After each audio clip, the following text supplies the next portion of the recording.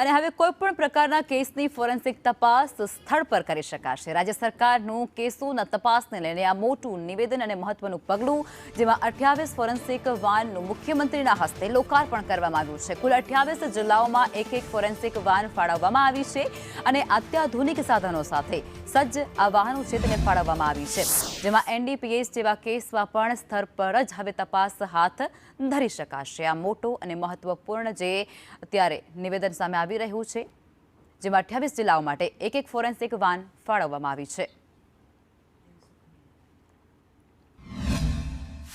આ mobile forensic lab એ ગુજરાતની શાંતિ, સલામતી અને સુરક્ષામાં હજી મહત્વનો ફાળો આપશે। આ 28 લેબ ગુજરાતના અલગ અલગ શહેરો અને જિલ્લાઓમાં આપવામાં આવ્યા છે।